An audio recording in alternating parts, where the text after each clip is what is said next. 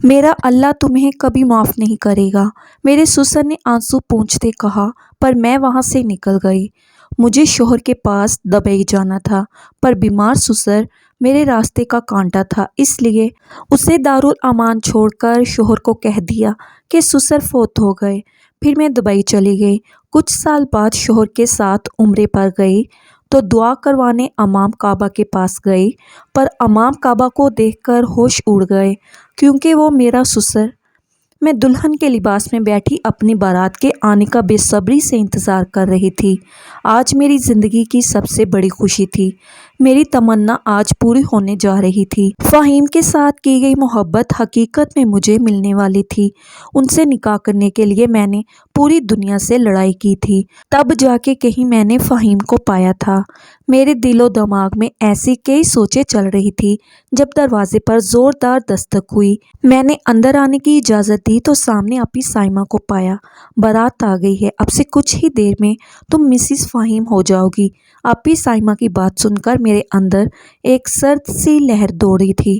میرے چہرے پر مسکراہٹ تھی جو چند ہی لمحوں میں آپی سائمہ کی بات سن کر پھیکی پڑنے لگی تھی۔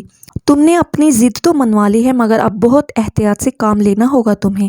میں پھٹی نگاہوں سے آپی سائمہ کی بات سن کر انہیں دیکھ رہی تھی۔ ایسے کیا دیکھ رہی ہو؟ میں جو کہہ رہی ہوں اسے غور سے سنو اور سمجھو، اور مہربانی فرما کر میری باتوں پر عمل بھی کرنا۔ میں حیران تھی یہ دیکھ کر کہ آپی آج خوشی کے دن بھی مجھ سے کیسی باتیں کر رہی ہیں۔ اللہ خیر کرے آپی، آپ نے ایسی کیا بات کرنی ہے؟ میں نے حیرانگی ظاہر کرتے ہوئے آپی سائمہ سے سوال کیا تھا۔ وہ میرے قریب آئیں اور سمجھانے کے انداز میں مجھ سے کہنے لگی، دیکھو فری، فہیم تو شادی کے کچھ دن بعد بیرون ملک واپس چلا جائے گا۔ اس بوڑھے باپ کی ذمہ داری کس کی ہوگی؟ میں نے آپی کی بات سنی تو غصے سے سر مارتے ہوئے کہنے لگی، آپی یہ بھی کوئی بات ہے پوچھنے والی؟ انکل فہیم کے ابا ہیں اور فہیم ان کی اکلوتی اولاد ہے، ان کی ذمہ داری میری ہی ہوگی نا، فہیم کے بعد اور کس کی ہوگی؟ سر سے دوپٹہ ٹھیک کرتے ہوئے میں نے کہا، تم تو ایک دم پاگل ہو۔ پہلے تم نے اپنی شرطیں نہیں منوائی فہیم سے، اور اب تم خدمت خلق کرنے نکلی ہو۔ اگر یہی حالات رہے نا تو میڈم فری، آپ کی ساری زندگی اپنے سسر کی خدمت میں ہی گزر جائے گی۔ آپ کا باہر جانے کا خواب محض ایک خواب ہی بن کر رہ جائے گا۔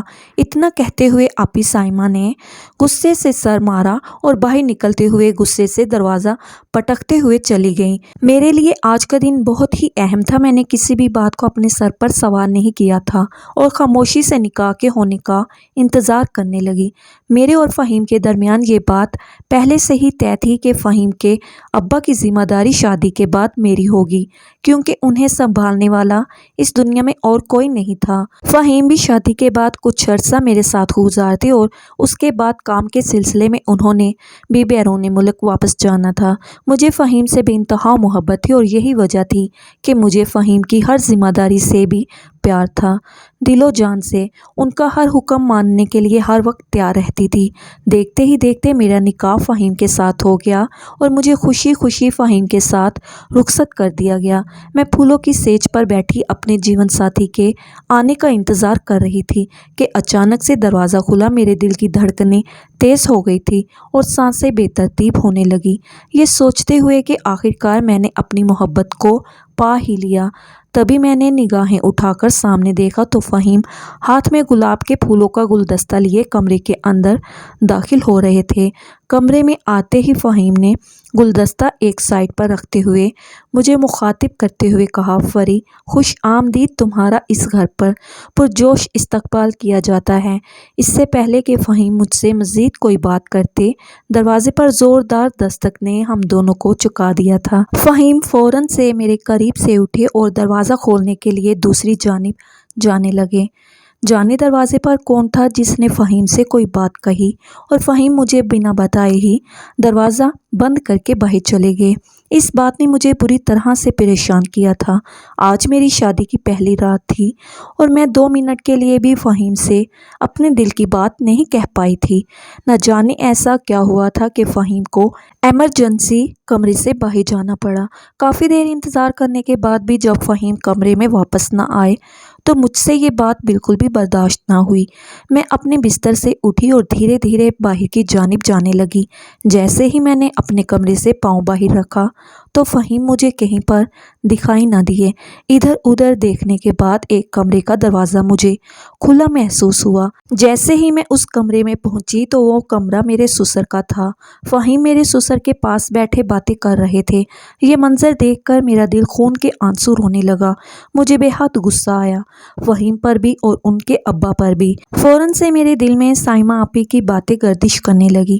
میں نے بہت مشکل سے خود کو کنٹرول کیا اور واپس اپنے کمرے میں چلی آئی۔ فہیم نے مجھے دروازے میں کھڑے دیکھ لیا تھا، اس لیے چند ہی منٹوں میں فہیم بھی میرے پیچھے پیچھے کمرے میں چلے آئے۔ آئی ایم سوری میری جان، وہ اچانک ابا کو کچھ سامان چاہیے تھا، اس لیے مجھے کمرے سے یوں اچانک جانا پڑا۔ میں نے فہیم کی بات سن کر کسی بھی بات کا کوئی جواب نہیں دیا تھا۔ میرے چہرے سے صاف غصہ دکھائی دے رہا تھا۔ فہیم یہ بات بہت اچھی طرح سے جان چکے تھے کہ مجھے ان کا یوں کمرے سے باہر جانا اچھا نہیں لگا۔ کچھ دیر ادھر ادھر کی باتیں کرنے کے بعد فہیم نے آخرکار مجھے منا ہی لیا اور میرا غصہ ٹھنڈا کرنے کے لیے مجھے باتوں میں الجھانے لگے۔ کچھ دیر ناراضگی دکھانے کے بعد آخرکار میں بھی اس بات کو بھول گئی تھی کہ کچھ دیر پہلے مجھے کسی بات کا غصہ تھا۔ فہیم کے پاس بہت کم دن تھے۔ 15 دن کی چھٹی پر فہیم صرف شادی کے لیے ہی آئے تھے اور یہ 15 دن یوں اچانک گزر جائیں گے، میں نے کبھی سوچا نہ تھا۔ میری آنکھوں میں کئی سپنے سجا کر فہیم واپس بیرون ملک جا چکے تھے۔ جانے سے پہلے مجھے کئی قسم کی نصیحتیں سننے کو ملیں۔ فہیم کو اپنے ابا کی بہت فکر تھی۔ مجھے سختی سے یہ حکم دیا گیا تھا کہ میں فہیم کے ابا یعنی اپنے سسر کو چھوڑ کر کہیں نہ جاؤں، ان کا بھرپور خیال رکھوں۔ ایسی کئی ذمہ داریاں میرے سر پر ڈال کر فہیم بیرون ملک جا چکے تھے۔ یہ سب تو ہونا ہی تھا کیونکہ شادی سے پہلے یہ بات میں بہت اچھی طرح سے جانتی تھی کہ فہیم جب تک مجھے باہر نہیں بلا لیتے تب تک ان کے والد کی ذمہ داری میری ہی ہے۔ لیکن سائمہ آپی کی باتوں نے مجھے فہیم کے ابا کے لیے بہت بدظن کیا تھا۔ نہ چاہتے ہوئے بھی نہ جانے کیوں مجھے اپنے سسر سے نفرت ہونے لگی تھی۔ مجھے وہ اپنے سر پر ایک ایسے بوجھ کی طرح محسوس ہوتے جسے شاید میں کبھی بھی اتار نہیں سکتی تھی۔ میں جب بھی فہیم سے باہر جانے کی بات کرتی تو فہیم مجھے اپنے ابا کی مجبوری ظاہر کرتے ہوئے اپنے پاس بلانے سے انکار کر دیتے تھے اور یہ بات میرے بالکل بھی برداشت میں نہ ہوتی۔ وقت گزرتا گیا اور فہیم کی لاپرواہیاں مجھے لے کر بڑھتی ہی چلی گئیں۔ انہیں ہر وقت اپنے ابا کی فکر رہتی، میرے بارے میں تو وہ بالکل نہیں سوچتے تھے۔ کب آ رہا ہے تمہارا ویزا اور کب جا رہی ہے میری پیاری بہن اپنے شوہر کے پاس؟ سائمہ آپی نے چہرے پر سنسنی خیز مسکراہٹ لاتے ہوئے مجھ سے یہ سوال کیا تھا۔ جی چاہتا تھا زمین کھلے اور میں اس میں سما جاؤں۔ آخر گھر میں اپنی بہن کو کیا جواب دیتی؟ میں نے منہ بسوڑتے ہوئے کہا، جب تک یہ بوڑھا زندہ ہے تب تک تو میرے باہر جانے کا بالکل بھی کوئی چانس نہیں ہے۔ ہاں آج اگر وہ بوڑھا اپنی آنکھیں بند کر لے تو ہی فہیم مجھے بیرون ملک بلائے گا، ورنہ تو یہ حسرت محض ایک حسرت ہی بن کر رہ جائے گی۔ غصے میں اپنا سر مارتے ہوئے میں نے سائمہ آپی کو جواب دیا تھا، میں نے تو تمہیں پہلے دن ہی یہ بات سمجھا دی تھی کہ یہ بوڑھا تمہاری خوشیوں میں کانٹا ضرور بنے گا، مگر اس وقت تو تم پر عشق کا بھوت سوار تھا۔ آپی کی بات سنتے ہوئے میں نے گھور کے آپی کی طرف دیکھتے ہوئے کہا، اب آپ طنز کے تیر چلانا بند کر دیں۔ آج اتنے دنوں بعد میں گھر آئی ہوں اور آپ ہیں کہ ایک پانی کا گلاس تک نہیں پوچھا اور طنز کرنا شروع کر دی ہے۔ میری بات پر آپی مسکرائیں اور کہنے لگی، پگلی یہ طنز نہیں ہے، یہ تمہارے لیے نصیحت ہے۔ جتنی جلدی ہو سکے اپنے شوہر کو یہ سمجھاؤ کہ تمہارا سسر تمہاری ذمہ داری نہیں ہے، اسے کہیں اور بیچ دے۔ اتنے زیادہ اولڈ ہاؤس اس دنیا میں بنے ہوئے ہیں، کسی بھی جگہ وہ اپنے باپ کو بیچ دے اور خرچہ بھیجتا رہے، اس سے زیادہ اور کیا چاہیے اس بوڑھے کو۔ اتنا کہتے ہوئے سائمہ آپی میرے قریب سے اٹھ کر کچن کی جانب جانے لگی۔ اب میرے دل و دماغ میں سائمہ آپی کی باتیں گردش کر رہی تھیں۔ جی چاہتا تھا کہ پلک جھپکاؤں اور اپنے سسر سے چھٹکارا حاصل کر لوں، مگر یہ سب اتنا آسان نہیں تھا جتنا کہ مجھے دکھائی دے رہا تھا۔ ایک دن میں نے حالات سے تنگ آ کے اپنے سسر کے ساتھ کچھ ایسا کیا کہ فائنلی اپنے بوڑھے سسر سے چھٹکارا حاصل کر لیا۔ میرا نام فرح ہے، میں غریب طبقے سے تعلق رکھتی ہوں۔ میرے ابا ایک سبزی فروش تھے اور اماں چھوٹا موٹا کام کر کے گھر چلانے میں ابا کا ہاتھ بٹاتی تھی۔ ہم دو بہنیں ہیں، مجھ سے بڑی بہن آپی سائمہ جو بہت ہی ضدی اور خود پرست تھی۔ میں گھر کی لاڈلی بیٹی تھی۔ ابا اور اماں مجھ سے بے حد محبت کرتے تھے۔ مجھے پڑھنے لکھنے کا بہت زیادہ شوق تھا، اس لیے ابا نے مجھے گھر کے قریب ہی ایک سرکاری اسکول میں داخلہ دلوا دیا تھا۔ آپی سائمہ ہر وقت شرارتوں میں مگن رہتی تھی۔ آپی کا دل بالکل بھی پڑھائی میں نہیں لگتا تھا، اس لیے آپی سائمہ کو پڑھنے لکھنے سے کوئی سروکار نہ ہوتا۔ ہر وقت اپنی ضد منواتی اور اپنے لہجے کو سخت رکھتی۔ سب کہتے تھے کہ سائمہ آپی پتھر دل کی ہیں۔ آپی سائمہ کے اخلاق کی وجہ سے ہر کوئی آپی سے بات کرتا بھی گھبراتا تھا، اور میرے اچھے اخلاق کی وجہ سے میں ہر دل عزیز تھی۔ سب مجھ سے محبت کرتے، نرمی اور شفقت سے پیش آتے۔ میں جوان ہوئی تھی جب اماں اور ابا کا ایک روڈ ایکسیڈنٹ میں انتقال ہو گیا تھا۔ میری پرورش کی ذمہ داری آپی سائمہ کے کندھوں پر آ پڑی تھی۔ سائمہ آپی ابا اور اماں کے جانے کے بعد بالکل ہی بدل گئی تھی۔ اب ان کے اندر پہلے سی ضد اور خود پرستی نہیں رہی تھی، لیکن دنیا میں کیسے جینا چاہیے یہ گن وہ اچھی طرح سے جانتی تھی، اس لیے وہ مجھے بھی ہمیشہ دنیا سے بچ کر رہنے کی تلقین کرتی رہتی۔ لوگوں کی باتوں میں آنا، لوگوں سے زیادہ فری ہونا سائمہ آپی کو بالکل بھی پسند نہیں تھا۔ میں نے میٹرک کا امتحان پاس کیا تھا جب میری جان پہچان ایک لڑکے سے ہوئی تھی۔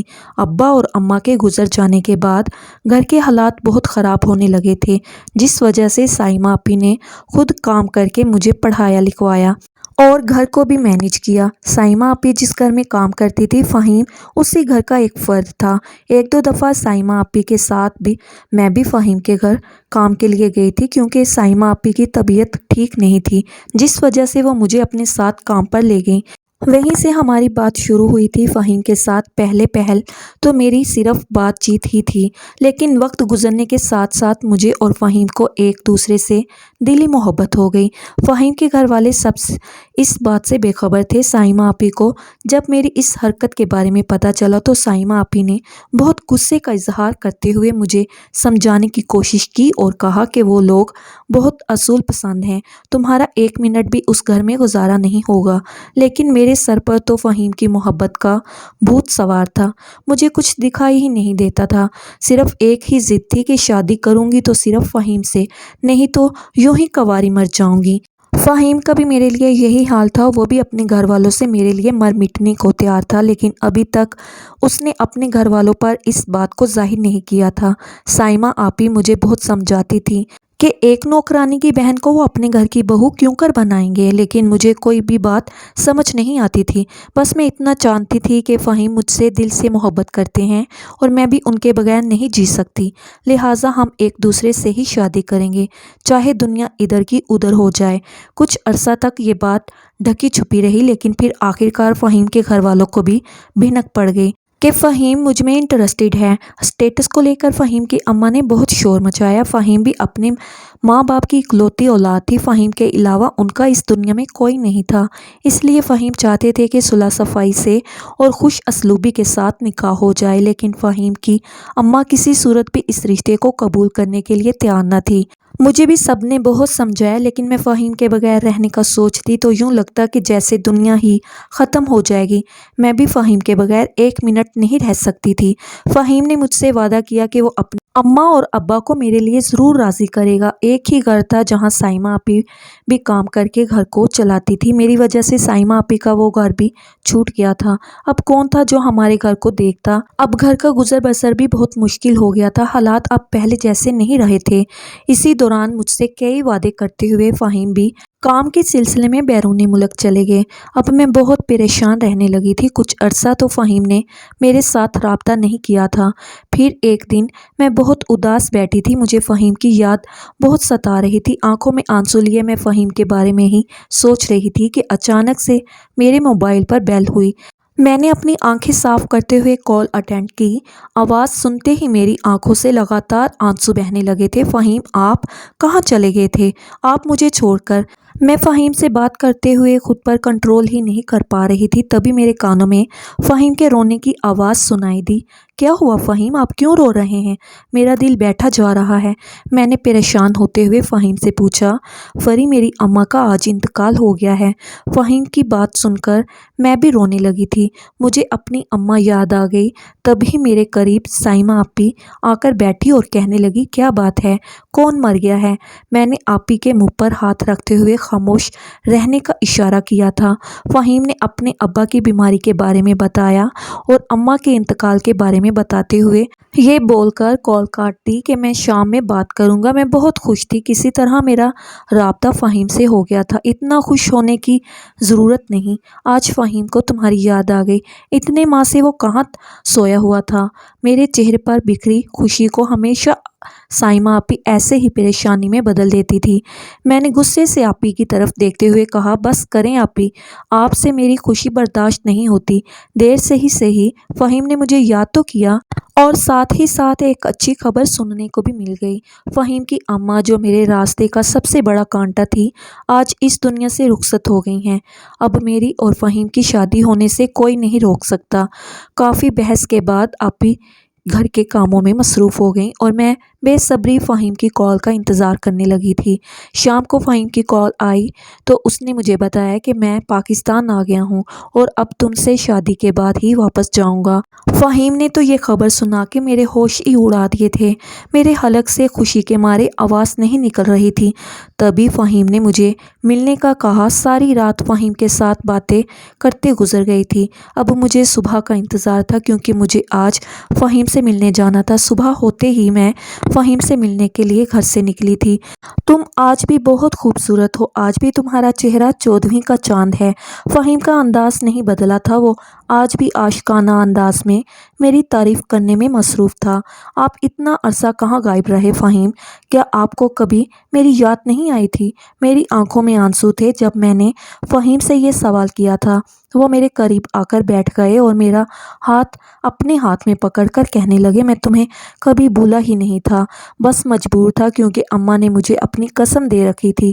اماں ہمیشہ کہتی تھی، میرا مرا منہ دیکھو اگر تم فرح سے رابطہ کرو۔ فہیم کی بات سن کر مجھے بہت غصہ آیا اور من ہی من میں مجھے یہ آواز سنائی دی کہ اگر بڑھیا خود نہ مرتی تو آج میرے ہاتھوں مر جاتی۔ تم نے کچھ کہا؟ فہیم نے پوچھا تھا۔ میں نے بات بدلتے ہوئے فہیم سے کہا، اب کیا ارادہ ہے؟ اب شادی کر لی ہے یا اماں سے کیا گیا وعدہ نبھانا ہے؟ میری بات سن کر فہیم شرمندہ سے ہو گئے۔ نہیں نہیں میری جان، یہ تم کیا کہہ رہی ہو؟ میں نے ابا سے بات کر لی ہے، اب میں تم سے شادی کرنے کے بعد ہی واپس جاؤں گا۔ فہیم کی بات سن کر میرا دل خوشی سے جھوم اٹھا تھا۔ فہیم، آپ مجھے اکیلا چھوڑ کر چلے جائیں گے؟ یہ جدائی کب تک برقرار رہے گی؟ پھر سے میری آنکھیں نم ہو گئی تھی۔ اب کی بار آنسو آنکھوں سے لڑک کر رخسار پر آ گئے تھے۔ فہیم نے میرے آنسو پہنچتے ہوئے مجھے تسلی دی، پریشان مت ہو یار، ابا بیمار ہیں، پتہ نہیں کب ان کی بھی آنکھیں بند ہو جائیں۔ جب تک ابا سلامت ہیں تب تک ہی تم یہاں رکو گی، ابا کے بعد میں اپنی جان کو اپنے پاس بلا لوں گا۔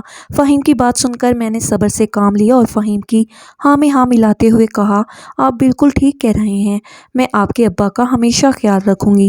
میرے لیے یہی بہت بڑی خوشی کی بات ہے کہ میں ہمیشہ کے لیے آپ کی ہونے جا رہی ہوں۔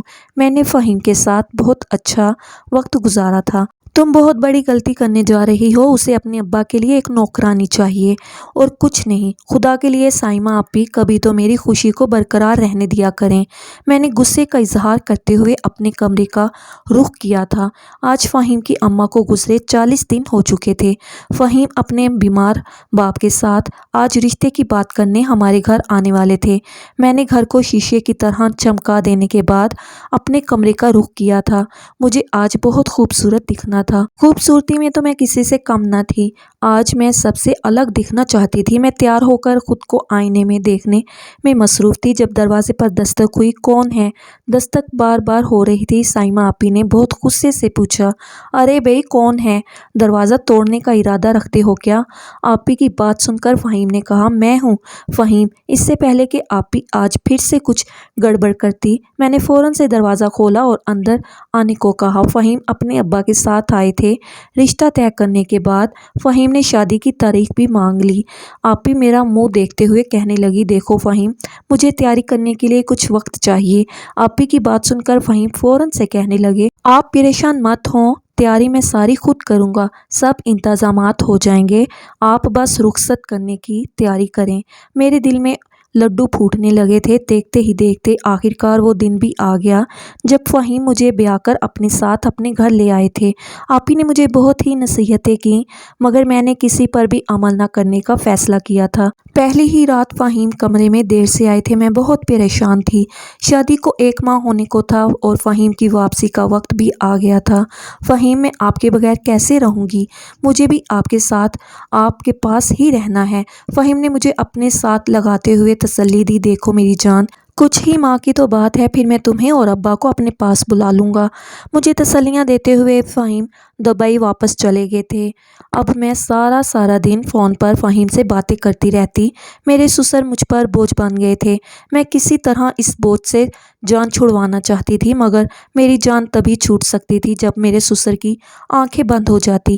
اب زندگی اور موت خدا کے اختیار میں تھی۔ میں بہت مشکل سے اپنا وقت گزار رہی تھی۔ اللہ کا دیا سب کچھ تھا۔ فہیم نے اپنے ابا کے لیے نوکر چاکر بھی رکھوا کر دیے تھے مگر پھر بھی یہ بڈھا مجھے زہر لگتا تھا۔ جب میں فہیم سے دبئی جانے کا ذکر کرتی، فہیم مجھے یہ کہہ کر چپ کروا دیتے کہ صبر کرو، جب تک ابا زندہ ہیں میں تمہیں نہیں بلا سکتا۔ میرا سسر میرے راستے کا کانٹا بنا ہوا تھا۔ میں اپنے شوہر کے پاس جانا چاہتی تھی، اپنی باقی کی زندگی ان کے ساتھ گزارنا چاہتی تھی مگر فہیم کو ہمیشہ اپنے ابا کے آگے میری خواہش نظر نہیں آتی تھی۔ کئی دفعہ تو میں فہیم سے بھی جھگڑ پڑتی تھی اور کئی دن غصے میں بات نہیں کرتی تھی اور کئی دفعہ میں صبر کر جاتی۔ اب زندگی یوں ہی بے رنگ سی گزرنے لگی تھی۔ میرے سسر جب مجھ سے کوئی بات کرتے تو مجھے شدید غصہ آتا اور میں انہیں جھاڑ کر رکھ دیتی۔ آج پھر میرا فہیم کا اس بات کو لے کر جھگڑا ہوا تھا۔ میں اپنے کمرے میں بیٹھی تھی غصے سے۔ آج میں نے سسر کی دیکھ بھال کرنے والے لڑکے کو بھی کام سے چھٹی دے دی تھی۔ سارا دن سسر آوازیں دیتے رہے۔ میں نے اپنے کمرے کا دروازہ لاک کر لیا اور مزے سے ہینڈ فری لگا کر گانے سننے میں مصروف ہو گئی۔ کافی دیر بعد جب میرا غصہ ٹھنڈا ہوا تو میں نے کال اٹینڈ کی تھی۔ فہیم بہت اچھی طرح سے میرا غصہ ٹھنڈا کرنا، مجھے منانا جانتے تھے۔ اب مجھے جب غصہ آتا تو میں اپنے سسر کو تکلیف پہنچا کر اپنے دل کی تسلی کر لیا کرتی تھی۔ میرے سسر اکثر مجھے سمجھانے کی کوشش کرتے، بیٹی میں تمہارے ابا کی عمر کا ہوں، میرے ساتھ یوں ظلم مت کیا کرو، آخر میں نے تمہارا کیا بگاڑا ہے؟ اپنے سسر کی بات سن کر میں بھی غصے سے کہہ دیتی، آپ کا بیٹا آپ کی وجہ سے مجھے دبئی اپنے پاس نہیں لے کر جاتا۔ میری خوشیوں پر آپ گرہن کی طرح چھائے ہوئے ہیں۔ میری تلخ باتیں سن کر اکثر ہی میرے سسر رونے لگتے مگر مجھے ذرا برابر بھی فرق نہیں پڑتا تھا۔ مجھے صرف اور صرف اپنی خوشی نظر آتی تھی۔ ایک دن میں بہت اداس بیٹھی تھی، نہ میں کہیں جا سکتی تھی۔ میرا دل اب اس گھر میں نہیں لگتا تھا۔ میں نے آپی سے ملنے کا ارادہ کیا۔ ابھی میں تیار ہو کر جانے ہی والی تھی کہ موبائل پر فہیم کی کال دیکھ کر پریشان ہو گئی۔ میں جانتی تھی کہ فہیم مجھے آپی کے گھر تک بھی جانے سے منع کر دیں گے۔ یہ کہہ کر کہ ابا اکیلے ہیں میں نے فہیم کی کال اٹینڈ نہ کی اور جلدی سے آپی سائمہ سے ملنے کے لیے گھر سے نکل پڑی، کام والی کی ذمہ داری لگا کر کہ میں آپی کے گھر آ گئی تھی۔ میں بہت پریشان ہوں آپی، میں نے اپنا دکھ آپی سے شیئر کرتے ہوئے کہا۔ آپی نے میری بات سنی تو کہنے لگی، میں نے تو تمہیں پہلے ہی کہا تھا کہ فہیم کو تم سے محبت نہیں، بس وہ اپنے باپ کی خدمت کے لیے تم سے شادی کرنا چاہتا ہے۔ دیکھ لیا میں نے غلط نہیں کہا تھا مگر تم نے میری ایک نہ سنی تھی۔ آپی کی بات سن کر میں خاموش تھی۔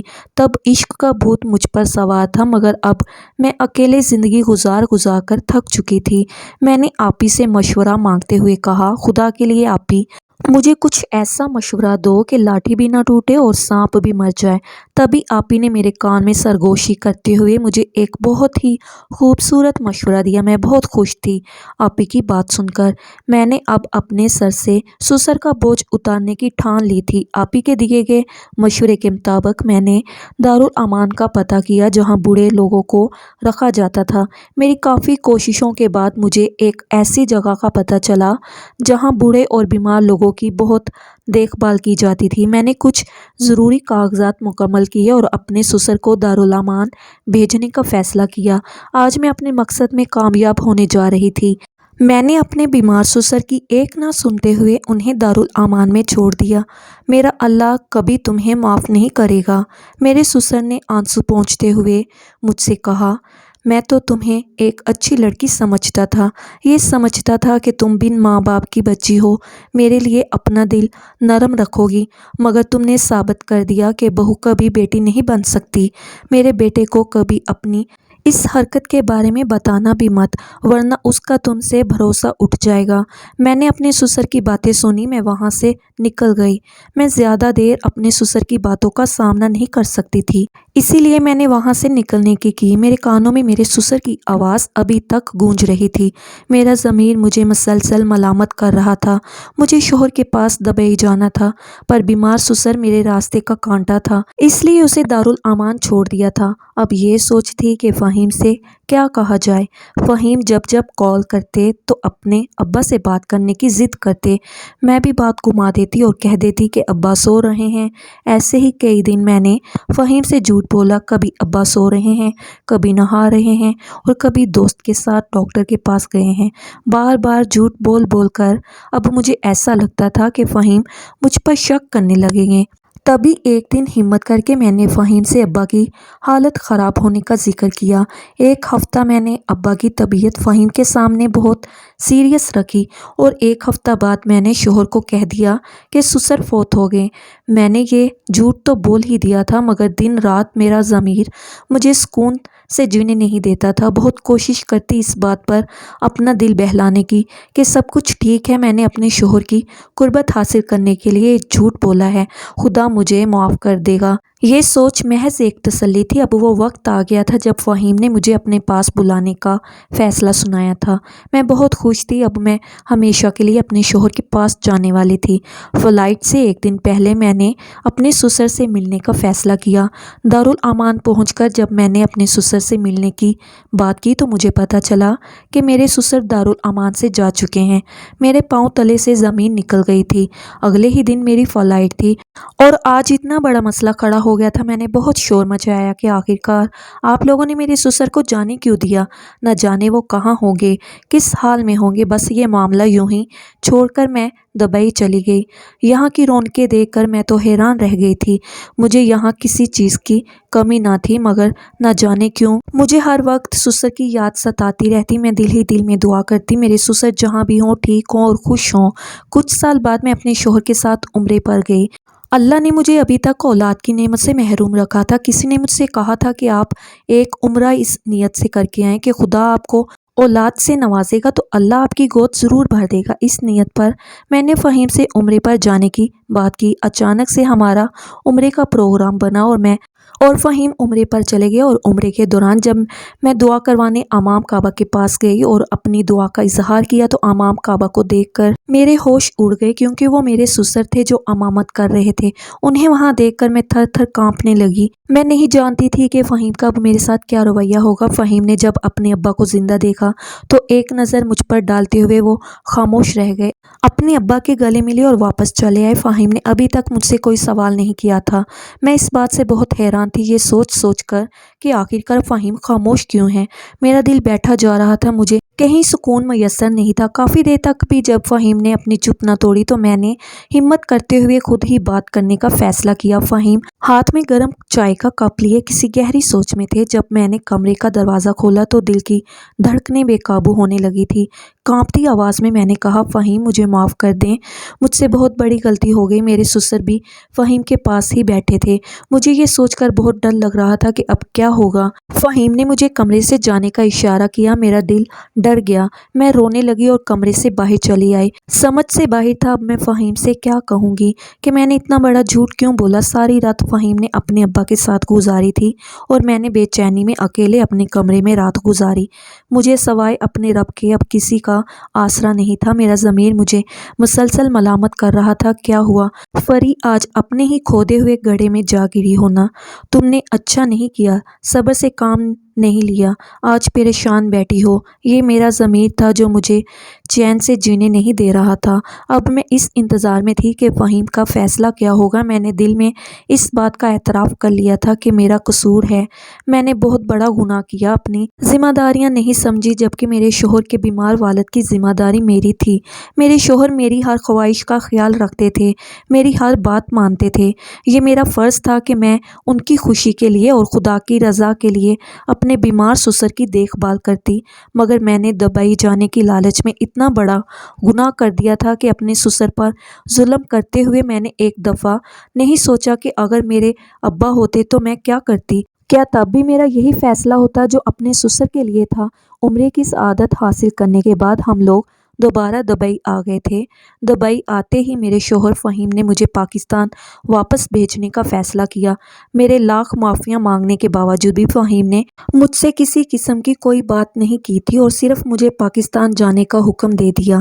اب فہیم پہلے کی طرح نہیں رہے تھے۔ ان پر میرے آنسو یا میری محبت کی کوئی بھی بات اثر نہیں کرتی تھی۔ میرے سسر کو فہیم نے اپنے پاس ہی رکھا اور مجھے اکیلی کو پاکستان بھیج دیا۔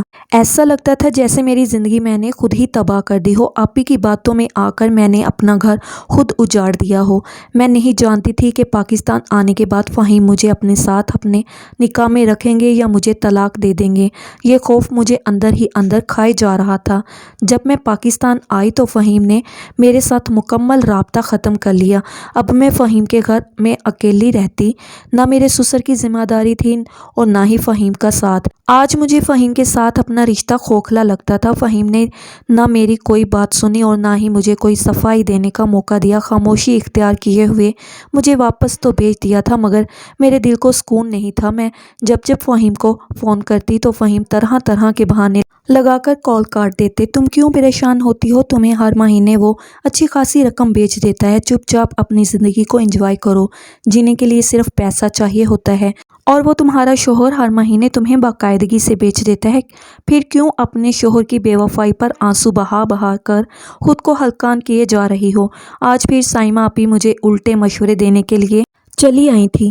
پہلے تو مجھے سائمہ آپی کی بات سن کر بے حد غصہ آیا۔ جی چاہا کہ انہیں چار باتیں سنا کر دھکے دے کر گھر سے باہر نکال دوں، مگر پھر نہ اپنی اہلی پر شرمندگی محسوس ہوئی۔ سائمہ آپی نے مجھے سمجھانے کے بجائے مجھے غلط مشورہ دیا، لیکن یہ تو میرا قصور، میرا گناہ تھا کہ میں نے اس مشورے کو بنا سوچے سمجھے اس کو استعمال کیا اور اس پر عمل کیا۔ فہیم ہر مہینہ میری ضرورت سے بڑھ کر خرچہ بھیج دیتے، مگر بات نہیں کرتے تھے۔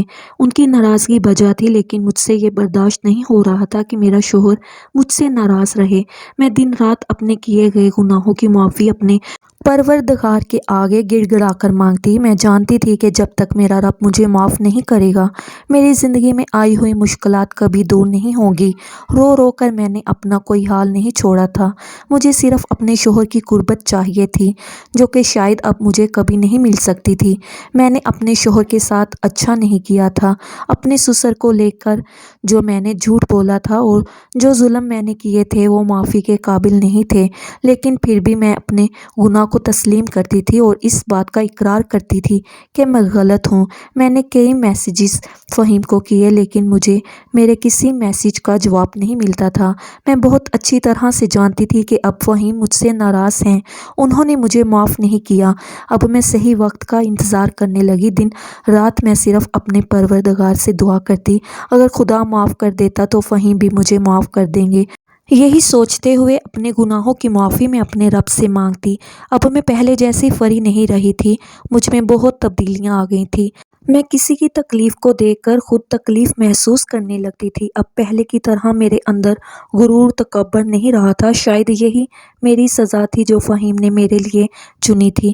مجھے پاکستان آئے 4 ماہ کا عرصہ ہونے کو تھا اور ان 4 ماہ میں فہیم نے مجھ سے بالکل بھی کوئی رابطہ نہیں کیا تھا۔ ایک دن اچانک میری طبیعت خراب ہوئی۔ آپی مجھے ہاسپٹل لے کر گئیں۔ آپی نے فون کر کے فہیم کو میری طبیعت کے بارے میں بتایا، مگر فہیم نے آپی کو کوئی جواب نہ دیا اور فون بند کر دیا۔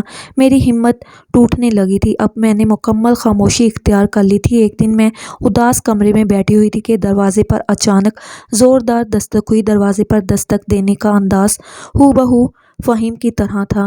میرے دل کی دھڑکنیں تیز ہونے لگی، یہ سوچے ہوئے کہ کہیں فہیم تو نہیں آ گئے۔ پھر خود کو تسلی دی کہ نہیں، وہ تو مجھ سے بے حد ناراض ہیں، وہ پاکستان کیسے واپس آ سکتے ہیں۔ میری طبیعت بہت خراب رہنے لگی تھی۔ تبھی میں نے ہمت کرتے ہوئے دروازہ کھولا تو میرے ہوش اڑ گئے۔ میری آنکھوں کے سامنے میرا شوہر کھڑا تھا۔ فہیم کو دیکھ کر میں زاروں کی طرح رونے لگی اور ان کے قدموں میں گر گئی۔ فہیم نے مجھے اپنے قدموں سے اٹھایا اور کمرے میں لے آئے تھے۔ دیکھا تم نے کسی اپنے کی دی گئی تکلیف سے دل پر کیا بیتتی ہے۔ میں مانتا ہوں کہ میرے ابا تمہارے کچھ نہیں لگتے تھے، لیکن تمہیں اگر مجھ سے محبت تھی تو میرے ہر رشتے سے محبت ہونی چاہیے تھی۔ تم نے میرے ابا کے ساتھ جو کچھ بھی کیا وہ قابل معافی تو نہیں ہے، لیکن میرے رب کا حکم ہے کہ عورت مرد کی پسلی سے بنی ہے، اسی لیے ٹیڑھی ہے۔ تمہاری صلاح کے لیے میں نے تمہیں یہ سزا دی تھی۔ امید کرتا ہوں کہ اب تمہیں اپنے کیے گئے گناہوں پر شرمندگی ہوگی اور تمہیں سمجھ آ گیا ہوگا کہ ہر رشتے کو محبت اور پیار سے نبھایا جاتا ہے۔ تم نے صرف اپنی خواہشات کو مد نظر رکھا اور میری ریکویسٹ کو نہیں مانا۔ میں نے تم سے التجا کی تھی، ریکویسٹ کی تھی کہ جب تک میرے ابا زندہ ہیں ان کی خدمت کرنا۔ میں فہیم کی باتیں سن رہی تھی اور زاروں کی طرح ہاتھ جوڑے اپنے کیے گئے گناہوں کی معافی مانگ رہی تھی۔ فہیم نے میری حالت دیکھ کر مجھے دل سے معاف کر دیا تھا۔ کچھ دن بعد فہیم کو واپس جانا تھا۔ فہیم نے میرا چیک اپ کروایا جس میں یہ بات واضح ہوئی کہ میں نے ٹینشن لی ہے، جس کی وجہ سے مجھے ڈپریشن ہو گیا ہے۔ میرا علاج کروانے کے بعد فہیم نے مجھے اپنے ساتھ لیا اور واپس دبئی چلے گئے۔ دبئی آ کر مجھے معلوم ہوا کہ میرے سسر ہمارے ساتھ نہیں رہتے بلکہ وہ سعودی عرب واپس چلے گئے ہیں۔ میرے سسر کو وہاں لے کر جانے والا ان کا ایک دوست تھا۔ میں اپنے سسر سے بھی معافی مانگنا چاہتی تھی، اپنے کیے گئے ظلموں اور گناہوں کی توبہ کرنا چاہتی تھی۔ میں نے فہیم سے کہہ کر دوبارہ سے عمرے کا پلان بنایا۔ جب میں عمرے کے لیے گئی تو میں نے ہاتھ جوڑ کر اپنے سسر سے بھی معافی مانگی۔ مقام کعبہ کے سامنے کھڑے ہو کر میرے سسر نے مجھے دل سے معاف کر دیا اور میرے سر پر پیار دیتے ہوئے مجھے ڈھیر ساری دعاؤں سے نوازا۔ میرے سچے دل سے معافی مانگنے کا صلہ مجھے یہ ملا کہ اللہ تعالیٰ نے مجھے خوبصورت اولاد سے نوازا۔ اب میں اپنے 2 جڑواں بیٹوں اور فہیم کے ساتھ ہنسی خوشی زندگی گزار رہی ہوں۔ آج بھی جب مجھے اپنے ماضی کی یاد آتی ہے تو میرے رونگٹے کھڑے ہو جاتے ہیں، یہ سوچتے ہوئے کہ کوئی کیسے اتنا سنگ دل ہو سکتا ہے۔ مجھے خود پر بہت غصہ آتا ہے اور پھر میں اپنے گناہوں کی معافی مانگنے لگتی ہوں۔ مجھے یقین ہے کہ میرے رب نے مجھے معاف کر دیا ہوگا۔